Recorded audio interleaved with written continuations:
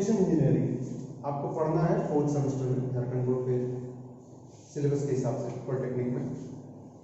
इसमें मेजरली आपको ये 4 सब चैप्टर्स हैं। कॉम्पिटेटिव लेवल से समझिएगा तो ये तो एक अलग सब्जेक्ट्स ही हैं, ये सारे रेलवे हाईवे ये अलग सब्जेक्ट्स ही होते हैं। यहाँ हम इसे पढ़ेंगे, इससे अच्छे खासे सवाल भी आते हैं। हाईवे, रेलवे, ब्रिज और टनल। हाईवे में सारी चीजें आपको पढ़नी है, इनका नेशन में इन सभी का ट्रांसपोर्टेशन इंजीनियरिंग का नेशन बिल्डिंग में क्या रोल होता है, हाईवे हम क्यों पढ़ते हैं, हाईवे का डिजाइन कैसा होता है, या रोड्स, इसमें हाईवे का मतलब रोड से है मेरा सेंस, रोड्स का डिजाइन कैसे होता है, उनका कंस्ट्रक्शन कैसे होता है, उनका मेंटेनेंस कैसे होता है, उनका रिपेयर कैसे होता है, डिजाइन के क्या तरीके हैं, मटेरियल कौन कौन सा इस्तेमाल होता है, मटेरियल की टेस्टिंग कैसे होती है, ये सारी चीजें, कौन कौन सा ग्रेड का मटेरियल यूज होता है, ये सारी चीजें हाईवे या रोड कंस्ट्रक्शन में क्या होगा ये देखेंगे हम लोग। रेलवे में भी यही सारी चीजें पढ़नी है, उनका डिजाइन पढ़ना है, उसका कंस्ट्रक्शन पढ़ना है, मेंटेनेंस रिपेयर पढ़ना है। ब्रिज में भी सारी चीजें पढ़ेंगे, टनल में भी हम लोग ये सारी चीजें पढ़ेंगे। पहला चीज जो हाईवे स्टार्ट कर रहे हैं, हाईवे की शुरुआत तो बहुत पुरानी है, सड़कों का निर्माण बहुत पुराना है देश में, मतलब सिंधु घाटी सभ्यता से चली आ रही, वहां भी अवशेष मिले हैं। तो रोमन एम्पायर में भी इसका रोड्स मिले हैं, मतलब मॉडर्न वे में तो यही है, मतलब पुरातन वे में तो यही है। मॉडर्न में जब अंग्रेज आए उसके बाद से इसका कंस्ट्रक्शन और तेज हुआ। उन्होंने देशवासियों के उत्थान के लिए कोई बीड़ा नहीं उठाया था अंग्रेजों ने, उन्हें अपना व्यापार बढ़ाने के लिए सड़कों का एक जाल बुनना था जिससे वो सामान इधर से उधर लेके जा सके। उन्होंने आज जैसे डेवलप्ड सिटीज हैं, आप जो डेवलप्ड सिटीज देखते हैं उसमें 4 मेट्रोपॉलिटन सिटीज आप मानते हैं, उसमें चेन्नई है, कोलकाता है, मुंबई है, दिल्ली है। दिल्ली तो खैर राजकीय तौर पर, प्रशासनिक तौर पर सेंटर है, लेकिन आपने कभी ध्यान दिया है ये तीनों, चेन्नई, मुंबई और कोलकाता, ये तीनों पोर्ट्स हैं जहां से सामान बाहर जाता था या देश में लाया जाता है।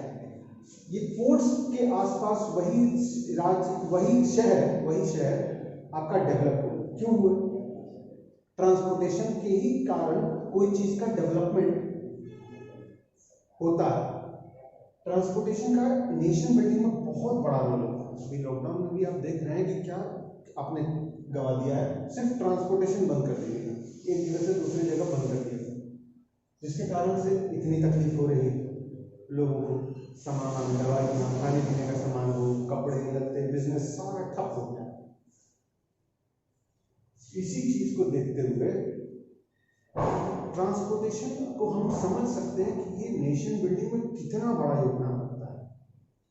उसी में हम लोग चीजें देखेंगे। हाईवे में हिस्ट्री के हिसाब से जो कि जरूरी भी है, आपको पहली चीज जो पढ़नी है वो है 1928 में जयकर कमेटी के बारे में। कौन थे जयकर कमेटी भाई? क्या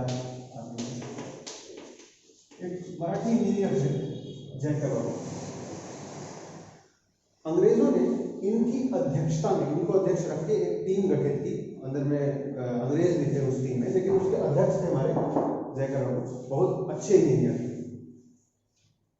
इनकी अध्यक्षता में 1928 में एक कमेटी का गठन हुआ और उनसे कहा गया कि इंडिया में रोड्स का विकास कैसे हो, इसके लिए एक रोड मैप तैयार करके एक अच्छी खासी रिपोर्ट सबमिट करने के लिए कहा गया।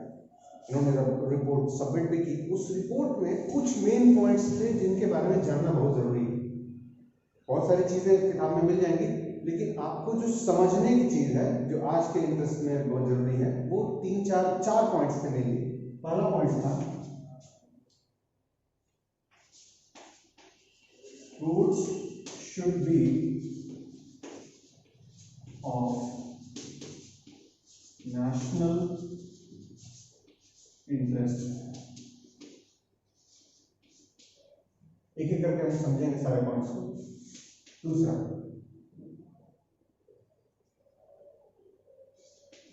सेमी ऑफिशियल टेक्निकल बॉडी होनी चाहिए, ये जैकब बाबू का एक रिकमेंडेशन था। तीसरा पॉइंट, एक रोड फंड होना चाहिए जिसके वजह से रोड कंस्ट्रक्शन सुलभ हो या रोड कंस्ट्रक्शन किया है।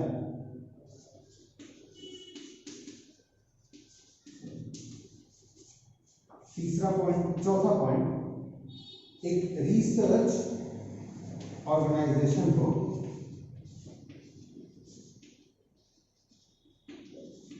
जो रोड्स की क्वालिटी को इंप्रूव करने का काम करती है।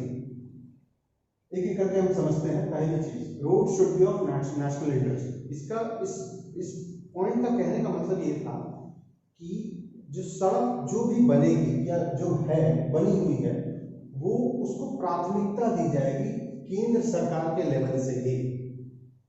यानी केंद्र सरकार के लेवल से कहने का मतलब, जैसे केंद्र सरकार को आज के समय में यह अधिकार प्राप्त है कि किसी भी स्टेट हाईवे को, जो एक स्टेट हाईवे के द्वारा बनाया या मेंटेन किया जाता है, उसको भी वो किसी दिन एनएच में या नेशनल हाईवे में तब्दील कर सके या एक्सप्रेस हाईवे वहां में तब्दील कर सके। तब्दील करने का मतलब बस नाम बदल देना नहीं होता है, एक शहर का नाम बदल दिया दूसरे से,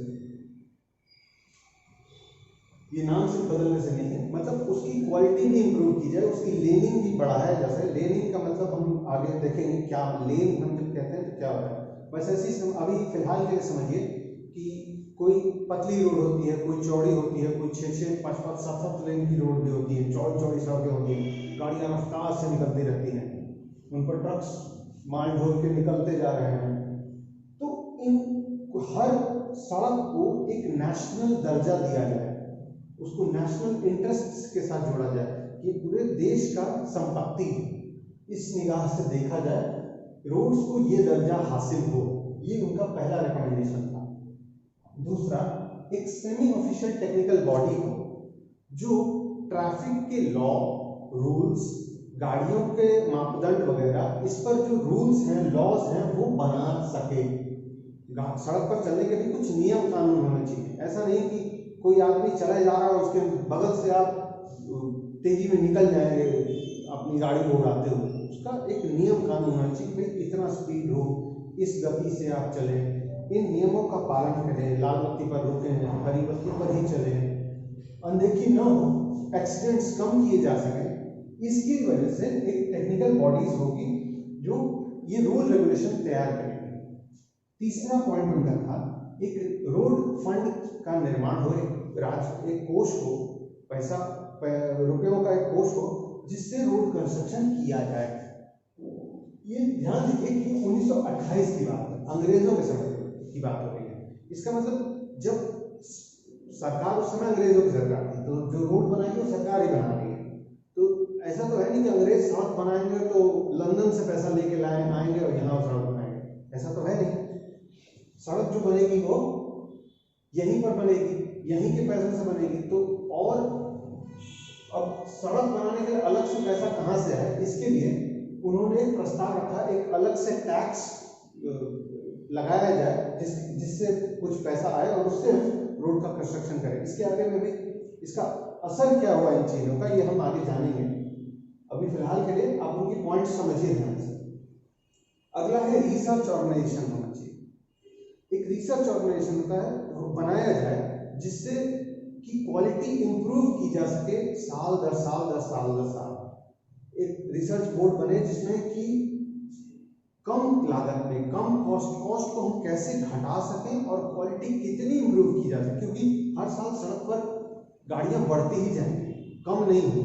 पहले गाड़ियां कम थी, बाइक्स कम थी या मोटरसाइकिल या कार्स कम थे, फिर धीरे धीरे आज देखिए ट्रैफिक कितना बढ़ता जा रहा है, सड़क पतली लगने लगती है कि यार और चौड़ी होनी चाहिए, सड़क और चौड़ी होनी चाहिए।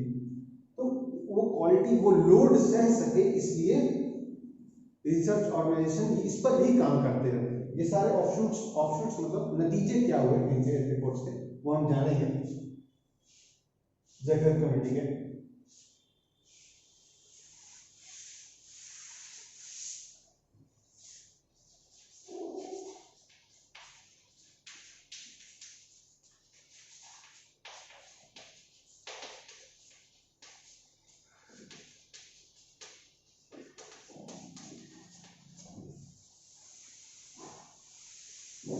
अंग्रेजों को जो सबसे अच्छी लगी बात वो थी पैसे वाली, कि पैसा उनकी जेब से नहीं लगे।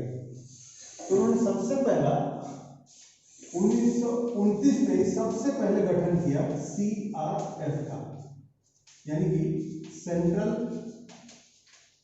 Road fund. ये सेंट्रल रोड फंड 1929 में ही लग गया था। ये फंड बने कहां से? ये आता है पैसा एक अलग तरह के टैक्स से। ये टैक्स लगता है रोड यूजर पर, रोड का इस्तेमाल करने वाले लोगों पर। रोड का इस्तेमाल करने वाले लोगों का मतलब मेरा सेंस है जो सड़क पर गाड़ियां चलाते हैं। गाड़ियां मतलब बैलगाड़ियों से नहीं मतलब है। बैलगाड़ी के लिए क्या रजिस्ट्रेशन लगता है, कोई टैक्स नहीं देता है। वो जो ईंधन का इस्तेमाल करे उन गाड़ियों पर, यानी कि जो पेट्रोल यूजर है या डीजल यूजर है, डीजल काम करे। आज के दौर में ये करीब करीब टैक्स जो है वो है 2 रुपया प्रति लीटर, पेट्रोल या डीजल दोनों पर। ये हर रोड यूजर को देना पड़ता है आज के समय में। हर एक लीटर आप जब भी खरीदते हैं उसमें 2 रुपए आपके जाते हैं इसी सेंट्रल रोड फंड में, जिससे कि रोड का कंस्ट्रक्शन किया जाता है। इसी से रोड कंस्ट्रक्शन चालू होता है। इस CRF का 2 हिस्सा है। 20% हिस्सा सेंट्रल गवर्नमेंट का है और 80% हिस्सा स्टेट गवर्नमेंट का। और इसी 80% से स्टेट गवर्नमेंट के पैसे से वहां पर सड़क का निर्माण किया जाता है। ठीक है, अगला ऑप्शन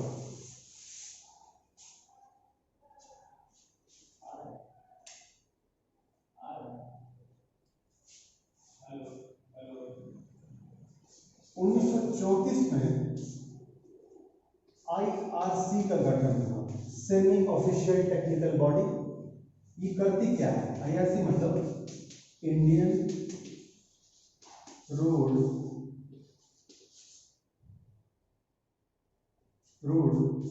कांग्रेस। आपका पॉलिटिकल पार्टी नहीं है कांग्रेस भाजपा वाली। इंडियन रोड कांग्रेस का मतलब दल होता है। ये करती क्या है? इसका मेन काम रूल्स या लॉ को बनाना होता है। कैसे रूल्स, कैसे लॉ, ये हम देखेंगे। कई तरह के रूल्स होते हैं किसी हर चीज पर कंट्रोल के लिए। कंट्रोल का मेरा सेंस है कि किन किन चीजों पर कंट्रोल होता है। ये कंट्रोल बनाती है, रूल्स बनाते हैं जिससे ये कंट्रोल हासिल कर सकें।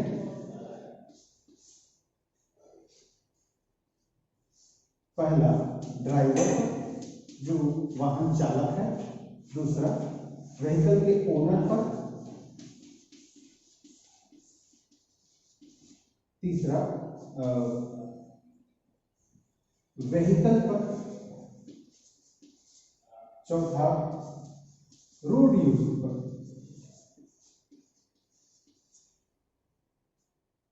ये कैसे है हम इसको अभी समझेंगे।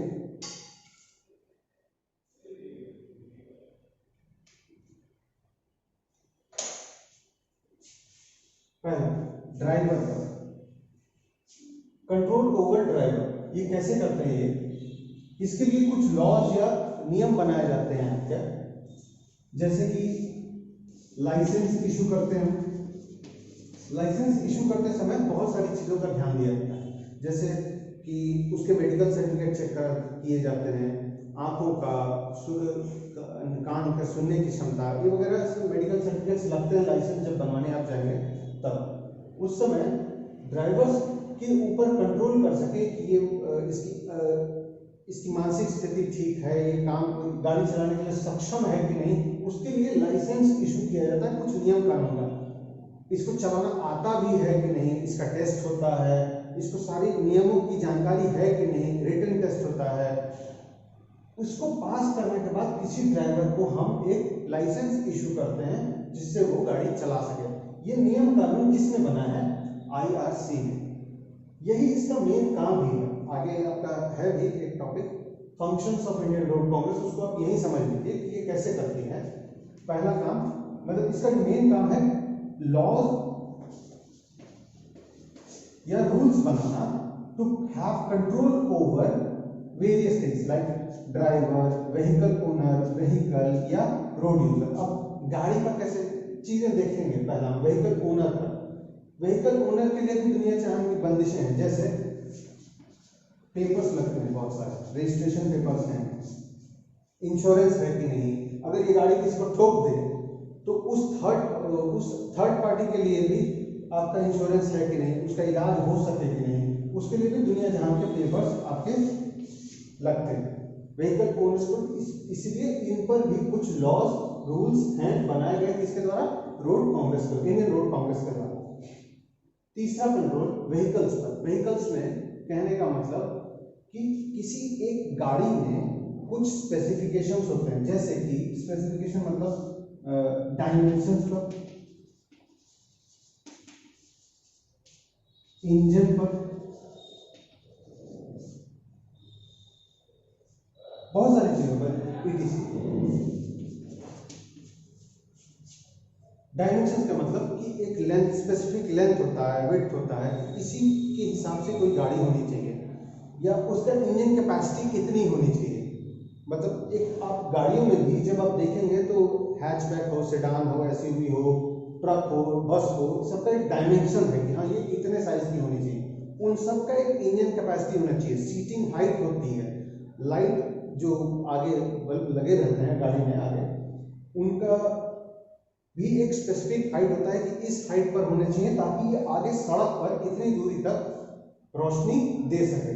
इसीलिए व्हीकल में भी दुनिया जहां से इनके ये रूल्स और लॉज बनाए जाते हैं। चौथा, रोड यूजर का। रोड यूजर का कहने का मेरा सेंस है कि रोड पर चलने वाले लोगों के लिए भी कुछ ट्रैफिक रूल्स होते हैं। ट्रैफिक, ये कैसे? ट्रैफिक रूल्स बनाकर।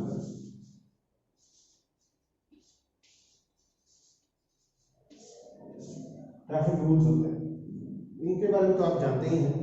या इंफॉर्मेटरी साइन बोर्ड्स होते हैं, स्पीड लिमिट के भी बोर्ड्स होते हैं, बम्प अहेड है, ओवरटेकिंग जोन है। ये सारी चीजें अगर अभी समझ नहीं आ रही हैं तो घबराने की जरूरत नहीं है, आगे जैसे हम पढ़ेंगे ये सारी चीजें देखते चल जाएंगे, क्या होता है इंफॉर्मेटरी साइन, क्या होता है कॉशनरी साइन, ये सब जानेंगे हम लोग।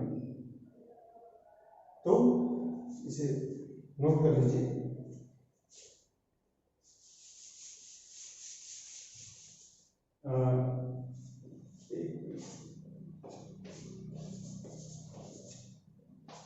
सी का बैठा हुआ था 1934।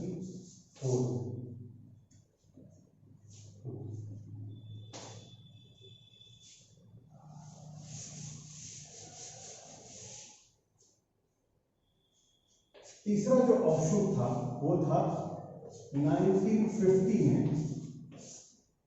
CRRI का गठन, जो कि है न्यू दिल्ली में।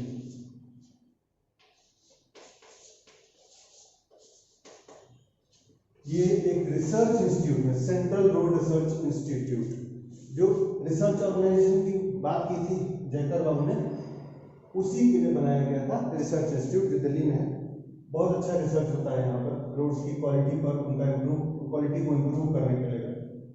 आजकल इस पर नैनोटेक का भी इस्तेमाल हो रहा है कि नैनो टेक्नोलॉजी का हम कैसे इस्तेमाल कर सकते हैं रोड कंस्ट्रक्शन के काम में।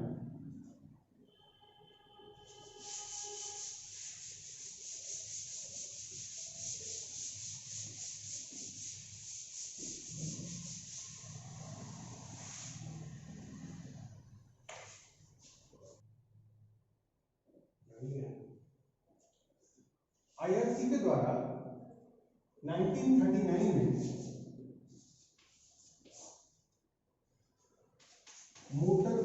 एक्ट बना,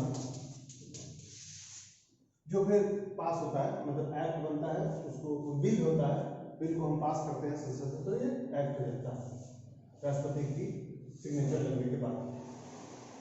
इसी के द्वारा अब तक नियम कानून चलते आ रहे थे, जिसे हाल में अमेंड किया गया। अमेंड किया गया मतलब संशोधन किया गया, अमेंड किया गया है 2019 में। आप न्यूज में देखा होगा या पढ़ा होगा न्यूज़पेपर में, जिसके कारण फाइन्स बढ़ा दिए गए हैं। गाड़ी चलाने के नियमों के, ट्रैफिक रूल्स के उल्लंघन पर जो फाइन्स बढ़ा दिए गए हैं वो इसी अमेंडमेंट के तहत किए गए हैं। अब ये मोटर व्हीकल एक्ट 2019 कहलाता है। पुराने वाले भी कुछ नियम लागू हैं अभी भी, जो संशोधित है वो 2019 वाले अमेंडमेंट में दिए गए हैं। इसमें भी रूल्स रेगुलेशंस दिए गए, ये भी इंडियन रोड कांग्रेस के द्वारा ही फिर जारी किए जाते हैं पब्लिक में। ये कार्यकारी बॉडी है इंडियन रोड कांग्रेस। चलिए आगे देखते हैं। आजादी के बाद, ये तो थी आजादी के पहले की कहानी। आजादी के बाद, आजादी के पहले हाथ जैकर कमेटी का रिकमेंडेशन। आजादी के बाद 1956 में बना नेशनल हाईवे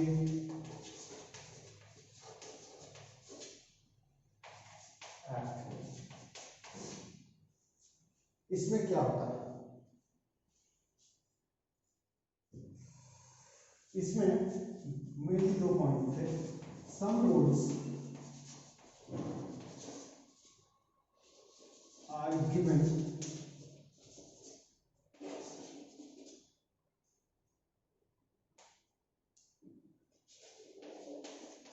importance, like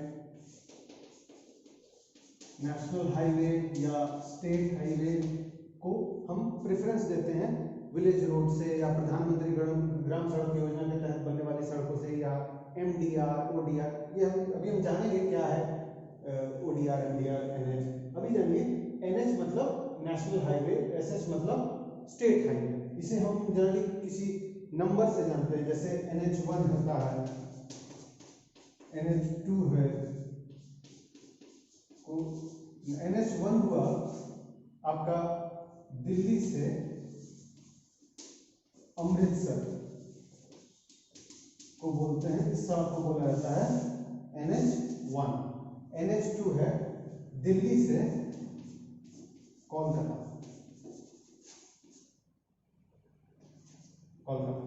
और इन तीनों को मिला के कोलकाता से अमृतसर की जो सड़क है, जैसे पहले ये ढाका से लेके लाहौर तक थी, इस सड़क को ग्रैंड ट्रंक रोड, जिसे शेर शाह सूरी ने बनवाया था, उसके नाम से हम लोग जानते हैं, GT रोड।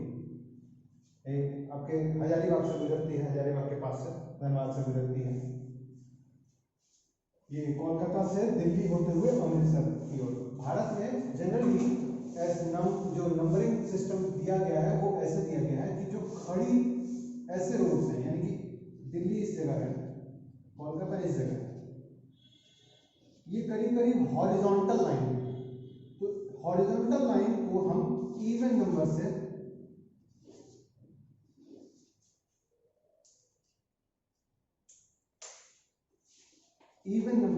डिनोट करेंगे। और ये रहा आपका D, ये के कोलकाता, और अमृतसर यहाँ है, A अमृतसर। जो वर्टिकल लाइंस होंगी उसको हम ऑड नंबर, समेशन ऐसे समझिए, ऑड नंबर इवन नंबर, यानी कि ये कहलाया NH1 और ये कहलाया NH2।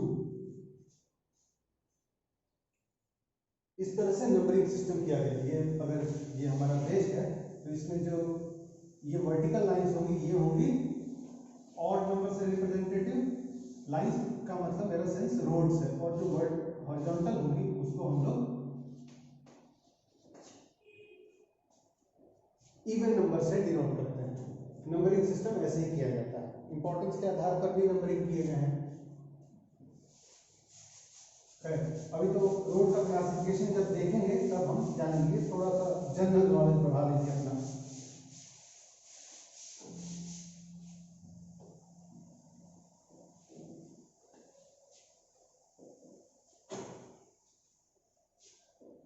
नेशनल हाईवे एक्ट के तहत some roads are given importance and second point was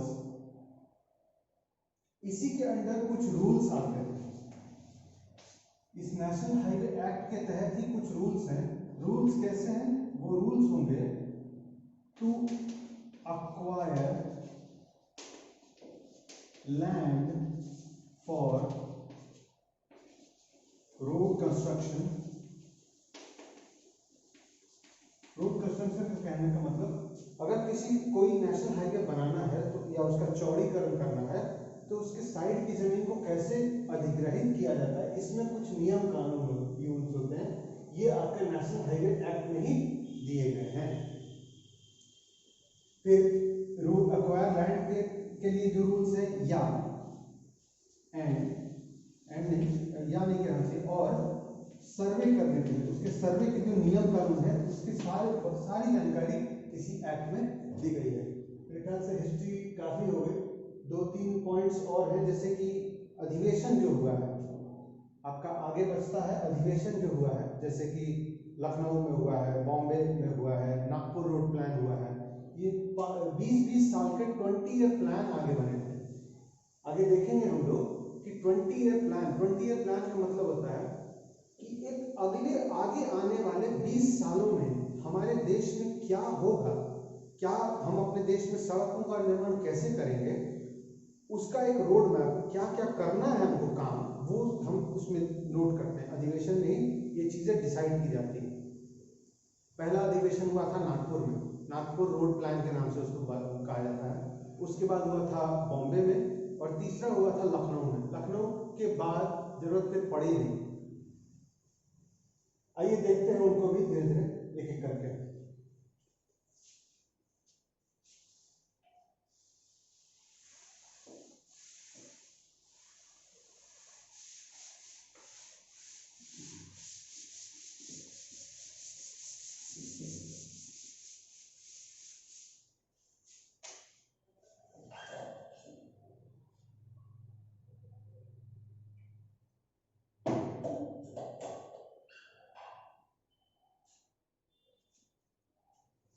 पहला 20 ईयर प्लान,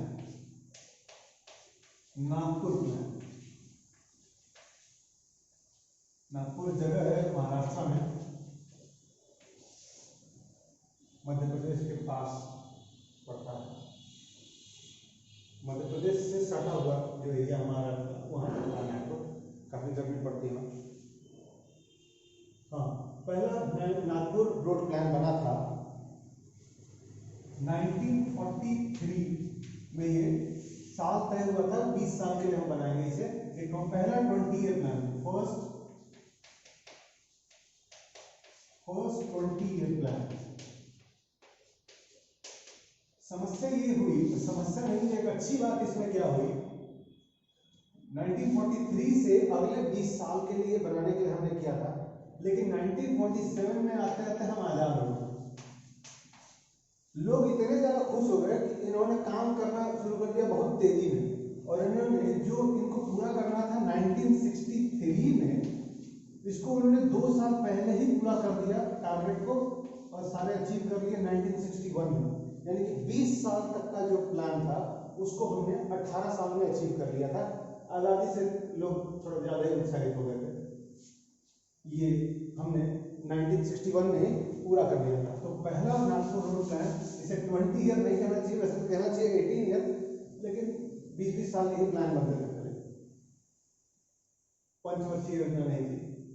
इसे यहाँ आप लिखिए 1943 से 1961। ओवर एक्साइटेड हो गए। नागपुर रोड प्लान में कुछ रिकमेंडेशन या कुछ चीजें हमने रखी थी कि ये हम अचीव करेंगे। पहली चीज थी ट्रैफिक या रोड डेंसिटी। ट्रैफिक तो कहीं, ट्रैफिक का मतलब होता है, कहिए आप रोड डेंसिटी जो हम अचीव करेंगे देश में, वो होगी हर 16 किलोमीटर की रोड बनाएंगे पर 100 किलोमीटर स्क्वायर में। आज सुन के थोड़ा अजीब लगता होगा कि अरे यार, एक 100 स्क्वायर किलोमीटर में 16 किलोमीटर की रोड बना रहे तो कौन बड़ा काम कर रहा है, लेकिन ये उस समय के हिसाब से बहुत बड़ी बात थी। उस समय ये अचीव करना 20 साल का काम था। हम अपने देश को कैसे आगे बढ़ाएंगे, ये 20 साल का प्लान हम बना रहे थे। और उस समय जो 1943 में जब ये बन रहा था, समझिए कि पैसे किस हालत में होंगे। ये भी तय हो गया था कि अब अंग्रेज भी ज्यादा टिकेंगे नहीं, क्योंकि सेकेंड वर्ल्ड वॉर भी शुरू हो गई। तो ये हमारा था पहला टारगेट, रोड डेंसिटी जो अचीव करेंगे हम, रोड डेंसिटी 16 किलोमीटर पर 100 किलोमीटर स्क्वायर हमको अचीव करनी थी फर्स्ट। दूसरी,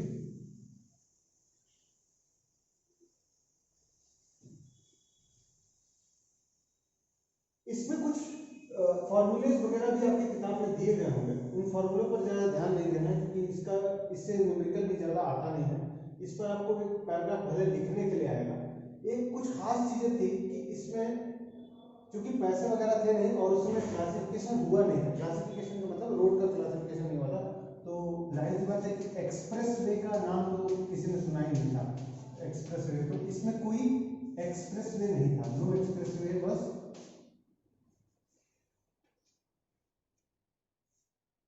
no expressway was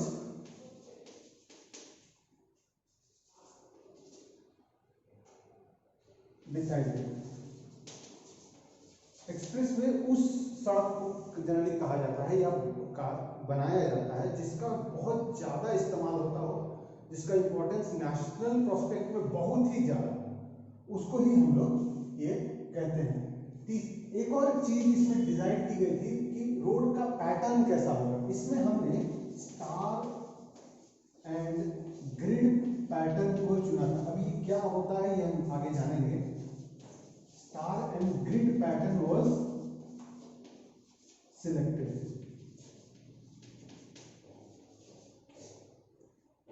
कि सड़कों का जो निर्माण होगा वो स्टार एंड ग्रिड पैटर्न पर बनाया जाएगा। क्या होता है ये स्टार एंड ग्रिड पैटर्न, इसको भी हम जस्ट अगले थोड़ी देर बाद समझ लेंगे। अभी हम फिलहाल के लिए जानिए star and grid pattern was selected.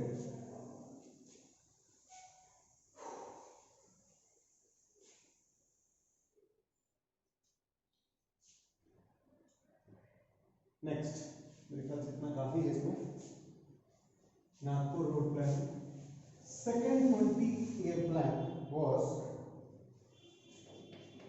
Second जो प्लान था 20 ईयर, वो था मुंबई या बॉम्बे, उस समय तो बॉम्बे ही था, आपको जो नाम देना है दीजिए, मुंबई प्लान या Bombay plan.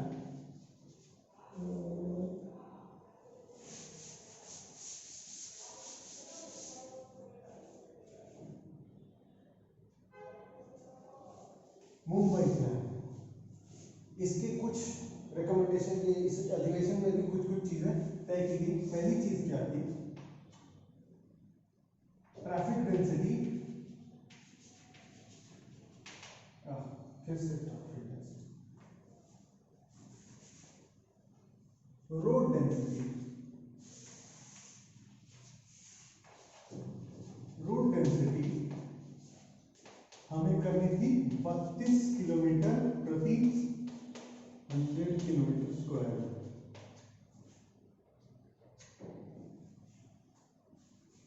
Nagpur road plan से दुगना, ये था 1961 में, 1981, ये 20 साल लगे थे। इसके बाद हम लोग ज्यादा एक्साइटेड होना छोड़ दिए थे। 1961 से 1981 20 साल लगे थे हमें। इसमें पहला जो पॉइंट अचीव करना था, रोड डेंसिटी अचीव करनी थी, 32 किलोमीटर की सड़क बनानी थी हर 100 किलोमीटर एरिया में। एक एरिया में एक रोड है, उससे जुड़े सारे नेटवर्क, जो रोड का नेटवर्क होना चाहिए, कुल लंबाई होनी चाहिए 32 किलोमीटर की, ये अचीव करना था। दूसरा, इसी में पहली बार एक्सप्रेसवे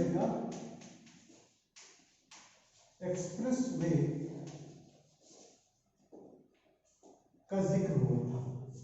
पहला मुंबई प्लान या बॉम्बे प्लान जिसका कहते हैं 1961 में जो हुआ था, उसी में पहली बार एक्सप्रेसवे का जिक्र किया गया कि ये भी हमें अब बनाना है। तीसरा पॉइंट, इसी में हमने तय किया था कि हम कंस्ट्रक्शन के लिए साइंटिफिक तरीकों का इस्तेमाल करेंगे।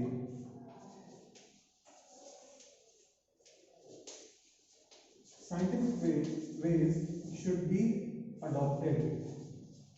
सड़क बनाने में अब पुराने तरीकों के बजाय 1950 में वैसे भी रोड रिसर्च बन ही गया था और उसके 10 साल 11 साल हो गए काम करते हुए, तो अब हम साइंटिफिक तौर तरीकों पर जाने लगे थे कि अब हम साइंटिफिक वेज का इस्तेमाल करेंगे सड़क के निर्माण में। ये था आपका Bombay plan. Next,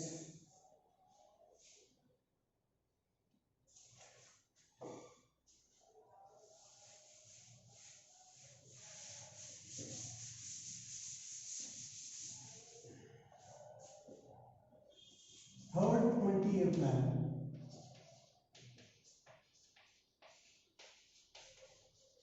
was Lucknow plan.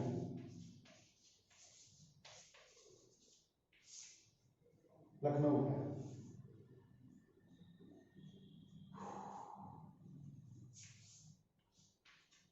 इसके जो मेन रिकमेंडेशन थे, पहला था रोड डेंसिटी हम अचीव करना चाहेंगे।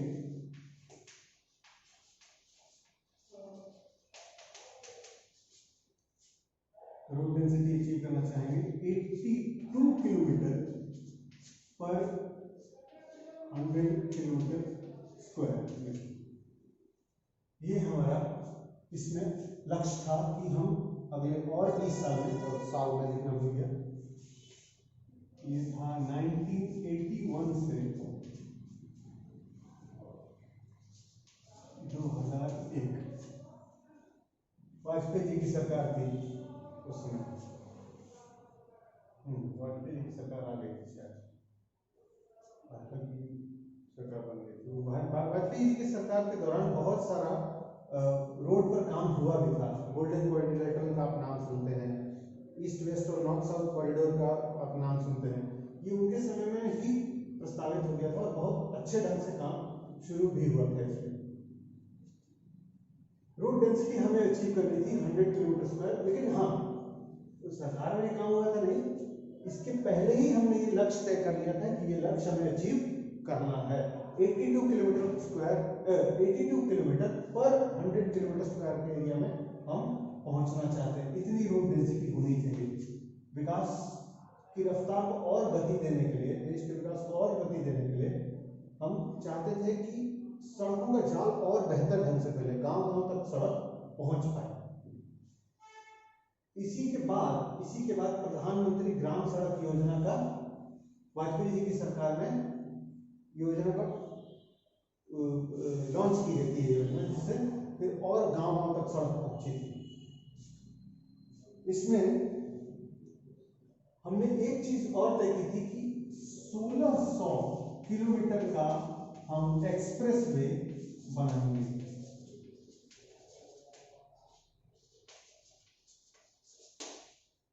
1600 किलोमीटर का express, 1600 kilometre of express way को हम बनाएंगे। ये इसी लखनऊ प्लान में हम लोग ने डिसाइड किया था।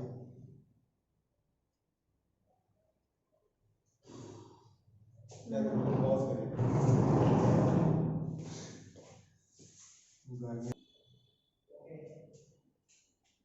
2001 के बाद जब 21वीं सदी का भारत शुरुआत हुई, उस समय दो महत्वपूर्ण योजनाओं का लॉन्च हुआ था। पहला NHDP, national highway development project, और दूसरा प्रधानमंत्री ग्राम सड़क योजना। ये दोनों ही वाजपेयी जी के सरकार के समय लॉन्च हुआ था। इसके अंतर्गत दो योजनाएं थी, गोल्डन क्वाड्रिलेटरल की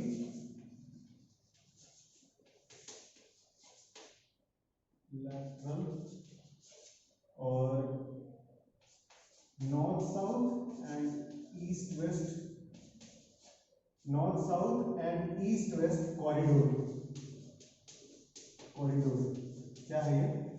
गोल्डन क्वाड्रिलेटरल में 4 महानगरों को, मेट्रोपॉलिटन सिटीज जो हैं उनको जोड़ने की योजना थी।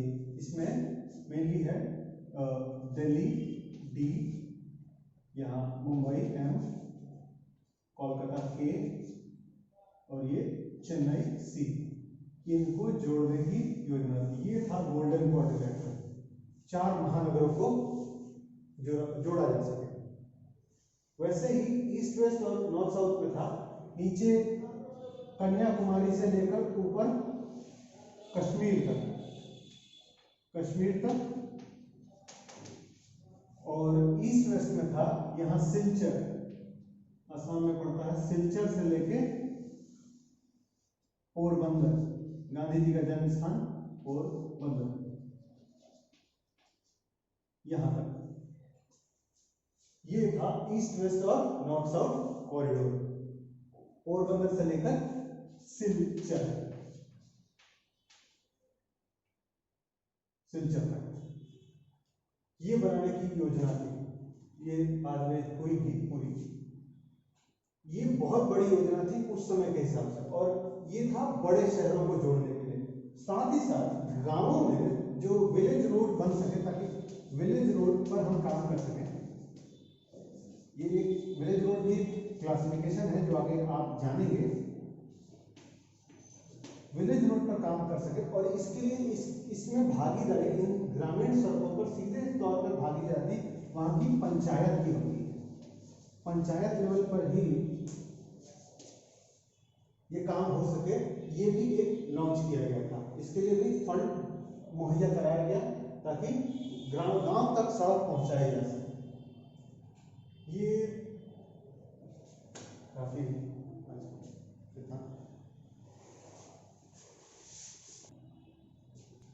अगले क्लास में हम लोग जानेंगे रोड के क्लासिफिकेशन क्या है। जो हमने एक पैटर्न का जिक्र किया था, स्टार एंड ग्रिड पैटर्न, वो क्या है, कैसे और तरह के टाइप्स ऑफ पैटर्न होते हैं रोड सड़क के निर्माण में। उसके बाद फिर हम लोग आगे चलेंगे डिजाइन में, कि ज्योमेट्रिक डिजाइन कैसे होता है। आज के लिए इतना ही, इसको यहीं पर हम समाप्त करते हैं। आगे की क्लासेस में आपसे फिर भेंट होगी।